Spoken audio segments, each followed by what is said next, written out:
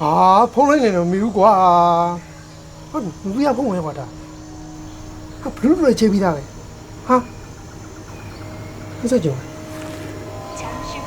네 번째 게임이 시작됩니다. 참가자 여러분께서는 진행요원의 안내에 따라 ဟယ်လို 이동해 주시기 ကျိုးရှာတွေ့ပြီလားငါ့ကိုမြင်လာခဲ့ပါတော့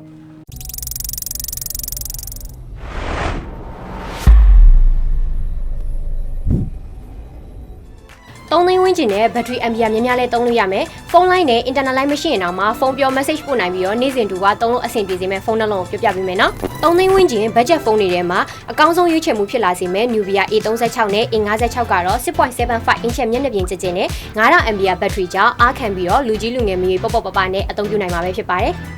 ဈေးတက်တယ်လို့၄နှစ်ကျော်အထိဝယ်ကားစားအတိုင်းဆွမ်းဆောင်ရင်မကြပဲသုံးလို့ရမယ့်အပြင် 90Hz refresh rate ကလည်းဒီဈေးတန်းဝန်းကျင်မှာရနိုင်မှုရှားပါပါတယ်။အယောင်အနေနဲ့ဆိုလို့ရှိရင် Nubia A36 ကအနက်အစိမ်းရွှေရောင်ဆိုပြီးတော့3ရောင်လာပါမယ်။ A56 ကတော့အနက်နဲ့ရွှေရောင်ဆိုပြီးတော့2ရောင်လာတဲ့အတွက်ကြောင့်မလို့ကိုကြိုက်နေတဲ့အယောင်ကိုရွေးချယ်ဝယ်နိုင်ပါတယ်။ဒီဇိုင်းမဲအနေနဲ့ဆိုလို့ရှိရင်လည်းရိုးရှင်းပြီးတော့ luxury ဆန်တဲ့ဘက်ကိုသွားတဲ့အတွက်ကြောင့်မလို့ကြည့်လိုက်တာနဲ့မိမိုက်နေစီမှာပါ။ CPU အနေနဲ့ Unix SoC T7200 နဲ့ Octa-core processor ကိုသုံးထားတဲ့အပြင်ဈေးနှုန်းကလည်း Nubia A36 ကို2,89,900ကျပ် Nubia A56 ကို3,19,900ကျပ်နဲ့ညီမတို့စက်မှုပိုင်းဆိုင်ခွဲထဲမှာဝယ်ယူနိုင်ပါပြီ။